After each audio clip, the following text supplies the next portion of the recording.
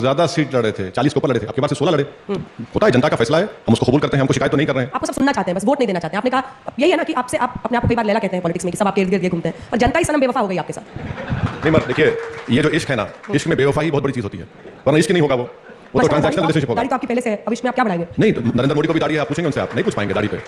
नरेंद्र मोदी की दाढ़ी रखने वाले ही सेफ है, वही जैसे दाढ़ी रखने वाले परेशान है आजकल के। कहां मेरे घर में खुदाई हो जाए कि 500 साल पहले कुछ था यहाँ पर। अच्छा ये बताइए कि आपके सांसद थे दो, अब इकलौते रह गए आप, इम्तियाज जलील साहब। नहीं, गरीब हिंदू कमजोर नहीं है। नहीं, आप देख लीजिए, जो गरीब हिंदू है और गरीब मुसलमान जो है, उसके पर कैपिटा इनकम में बहुत फर्क है। और जो गरीब हिंदू है और जो गरीब मुसलमान है, सबसे ज्यादा सेल्फ एम्प्लॉयमेंट में मुसलमान है। तो ये डेटा है, ये मेरा नहीं है। और कल को आपके दफ्तर में कोई हिंदू आए, बोले मेरी हालत तो ठीक नहीं है, नेताजी आप हैदराबाद के सांसद हैं, आपकी इतनी चलती है, तो आप उसके नेता नहीं होंगे? आपको जानकर हैरत होगी कि मुझे बहुत बड़ी तादाद में मेरे कॉन्स्टिट्यूंसी के बैकवर्ड क्लास समाज के, दलित समाज के और आदिवासी समाज के लोग वोट डालते हैं। लाख कोशिश कर लिए अमित शाह मेरे कॉन्स्टिट्यूंसी में आकर, म्यूनसिपल इलेक्शन के लिए अमित शाह एक वार्ड में आकर कैंपेन किए, वहाँ पे हमारा कॉरपोरेटर राजमोहन 10,000 वोट से जीता। तो ऐसा नहीं है, आप लोगों को दिखता नहीं। आप लोग कभी हैदराबाद आइए, हमारे ऑफिस में बैठिए आधे घंटे के लिए। अगर रोज़ 1,000 लोग से मुलाकात करते हैं हफ्ते में 6 दिन, तो उसमें आधे तो हमारे गैर मुस्लिम भाई बहनें हैं। हैदराबाद से आप देश थोड़ी बदलिएगा सर। अब पहुंचते हैं हम महाराष्ट्र पर। आपने इस बार कितने 16 उम्मीदवार अपने उतारे थे। पिछली बार चुनाव में आपको 7.5 लाख वोट मिले, 2 सीटें धुले और मालेगांव जीते। इस बार एक इंडिपेंडेंट पार्टी, मतलब इंडिपेंडेंट इस्लाम पार्टी उन्होंने बनाई, और 164 वोट से आप 80% मुसलमान वाली सीट मालेगांव पर आप 164 वोट से जीते हैं। हाँ, तो यही तो first pass the post system का ईवल है ये। इसीलिए देश में first pass the post system जो उस वक्त हम लोग पसंद किए, सबसे गलत है। प्रोपोर्शनल रिप्रेजेंटेशन होगा तो जनता के वोट की वैल्यू भी होगी। तो और पिछली बार हम लोग ज़्यादा सीट लड़े थे, 40 के ऊपर लड़े थे, अब के बार सिर्फ 16 लड़े। होता है, जनता का फैसला है, हम उसको कबूल करते हैं, हमको शिकायत तो नहीं कर रहे हैं। आपको सब सुनना चाहते हैं, बस वोट नहीं देना चाहते हैं। आपने कहा यही है ना कि आपसे आप अपने आप को कई बार लैला कहते हैं पॉलिटिक्स में कि सब आपके इर्द गिर्द ये घूमते हैं, और जनता ही सनम बेवफा हो गई आपके साथ। नहीं मर देखिए, ये जो इश्क है ना, इश्क में बेवफाई बहुत बड़ी चीज होती है, वरना इश्क ही नहीं होगा वो तो ट्रांजैक्शनल रिलेशनशिप होगा। दाढ़ी तो आपकी पहले से है, अब इश्क में आप क्या बढ़ाएंगे? नहीं, तो नरेंद्र मोदी को भी दाढ़ी है, आप पूछेंगे उनसे, आप नहीं पूछ पाएंगे दाढ़ी पे। नरेंद्र मोदी की दाढ़ी रखने वाले ही सेफ हैं, वो इसी जैसे दाढ़ी रखने वाले परेशान है आजकल के। कहाँ मेरे घर में खुदाई हो जाए कि 500 साल पहले कुछ था यहाँ पर। अच्छा ये बताइए कि आपके सांसद थे 2, अब इकलौते रह गए आप, इम्तियाज जलील साहब। नहीं, इम्तियाज जलील को बड़ा बुरा ही बुरा हो रहा है सर पॉलिटिक्स में आपके साथ। नहीं, कहाँ आपको लग रहा है अरे बुरा सर, विधायक 2 थे मालेगांव धुले, वो भी एक फिसल गए, तो नहीं, एक जीते 164 से जैसे कहते हैं वो भागते। कोई बात नहीं, ये जनता है। नरेंद्र मोदी की मेजॉरिटी कम हो गई, अयोध्या हार गए, बहुत सी चीजें होती ना, हम जाहिर है। तीसरी बार पीएम बन गए। हाँ, तीसरी बार पीएम बन गए। हाँ, वो बन गए, उसके कई वजूहात हैं बनने के। 240 पे आके रुक गए, 400 पार नहीं हुए। आप इसी से खुश होते रहिए। नहीं, इसी से खुश नहीं हो रहे, आपके सवाल का जवाब दे रहा हूं। अगर नरेंद्र मोदी की मेजॉरिटी कम हुई तो उनको भी रात में नींद नहीं आती होगी, क्योंकि फर्स्ट 2 राउंड में तो लीड नहीं कर रहे थे।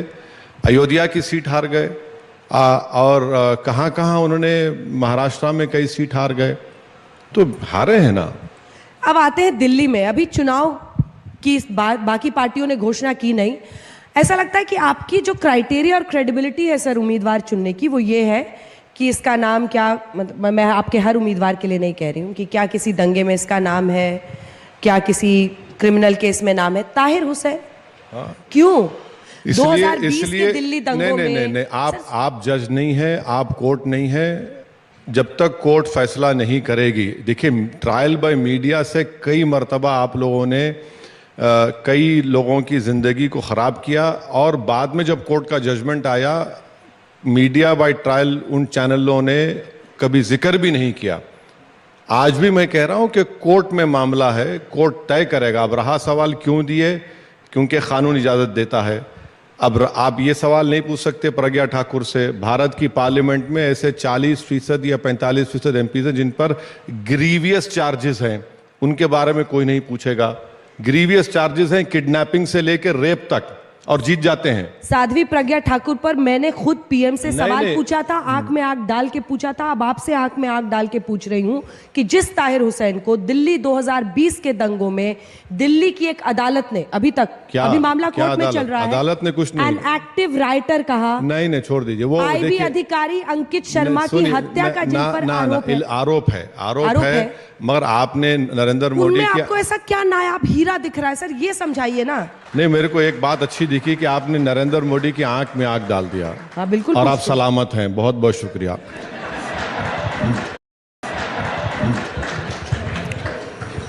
नहीं, आपने ताहिर हुसैन पर मुझे सैटिस्फैक्टरी जवाब नहीं दिया। नहीं मुझे आपका क्राइटेरिया क्या है सर? मैडम सुनिए मैडम, देखिए मैं किसी टीवी चैनल पे जाके उनको क्राइटेरिया क्यों बताऊंगा?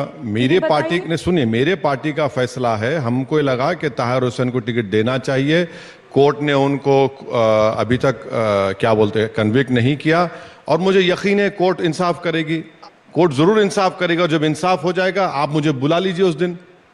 मगर मैं ये कह रहा हूं कि ट्रायल बाय मीडिया से अगर आप हर एक को ये मुजरिम है, ये इन्वॉल्व है, तो फिर कोर्ट को बंद कर देना पड़ेगा। अच्छा, आपकी नजर उन पर कैसे पड़ी? हाँ, अच्छा, कुछ नहीं, तो वजह नजर इसलिए पड़ी क्योंकि अरविंद केजरीवाल के ऊपर भी केस है, वो भी जेल को गए, दूध के धुले में है क्या वो सिसोदिया अरविंद केजरीवाल? आप बताइए, वो भी तो जेल को गए। ये अलग बात है कि इन दोनों को बेल हो गई, और जो 5 साल से जेल में उनको बेल नहीं होती। 2 मुख्यमंत्रियों को बेल हो गई। एक स्टैन स्वामी 85 साल का बूढ़ा जेल में मर गया। तो ये जुडिशियल सिस्टम में भी देखना पड़ेगा कि भाई नेशनल मेजॉरिटी और नेशनल माइनॉरिटी में क्या फर्क हो रहा है, अकाउंटेबिलिटी क्या है, बताइए। जब अरविंद केजरीवाल को बेल हो गई, सिसोदिया को बेल हो गई, ताहिर हुसैन को 5 साल से जेल में बेल क्यों नहीं होती? कई ऐसे लोग हैं जेल में, बेल नहीं हो रही है उन लोगों को। ये भी समझ में नहीं आ रहा हमको क्या है। अब फिर आप लोग वो हमको ले जाके मिला देते, आप मिले हुए हैं। अरे मिले हुए हैं तो छूट क्यों नहीं रहे लोग? फिर ये क्यों नहीं निकल रहे जेल से बाहर? अगर आरोप साबित हो गए तब उस दिन आप मिलिएगा मुझसे? अरे मैडम, आपसे मिलने को हमेशा तैयार है, हम कहां भागने वाले हैं?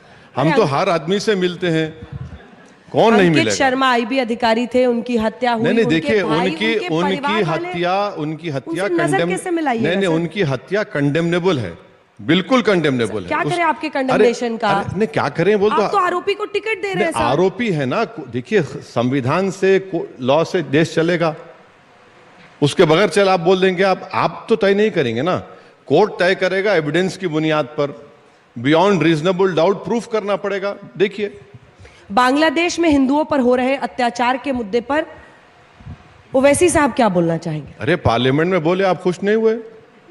कल बोले हम। आप तो सरकार को घेर रहे थे, लेकिन नहीं, सुनिए एक बात नहीं, सुनिए। आप क्या वहां की सरकार को, मोहम्मद यूनुस की केयरटेकर सरकार को आप कटघरे में खड़ा करेंगे? मैं प्रधानमंत्री थोड़ी हूं, मैं कोई फॉरेन मिनिस्टर हूं, मैं एक मेंबर ऑफ पार्लियामेंट हूं। मैंने जो कहा पार्लियामेंट में कि हम $55 बिलियन का इकोनॉमिक हेल्प बांग्लादेश को दे रहे हैं, और हम उनको बिजली दे रहे हैं। अडानी ने 5 बिलियन का पावर प्लांट झारखंड में डाला, और उसकी भी उनको भी पैसे नहीं मिल रहे। अडानी को पहली मर्तबा अडानी को कहीं से पैसे नहीं मिल रहे, तो बांग्लादेश से नहीं मिल रहे हैं। ये भी बड़ी ताज्जुब की बात है।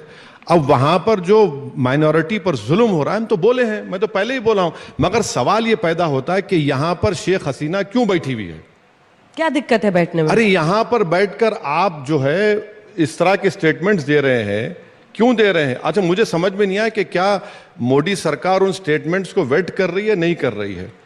मगर बांग्लादेश के माइनॉरिटीज पर उनको कंट्रोल करना चाहिए, और खुद मिनिस्टर फॉर एक्सटर्नल अफेयर्स जवाब दिया कि फॉरेन सेक्रेटरी गए थे। शेख हसीना को लेकर एक फॉरेन पॉलिसी भारत की पहले से रही है, ये कंटिन्यूटी वाली पॉलिसी है। ना, देखिए, कंटिन्यूटी ना, कोई नहीं, गलत है। हम तो कह रहे हैं एमईए बंद कर दिया जाए, हैदराबाद में वहां पर सुन तो लीजिए। आप बार बार हैदराबाद से इतनी मोहब्बत क्यों करते मुझे नहीं मालूम, मगर शायद आपको हैदराबाद अच्छा लगा होगा वहां पर। मगर ये बताइए कि हमारी देश की फॉरेन पॉलिसी उस देश से होगी या किसी फैमिली से होगी?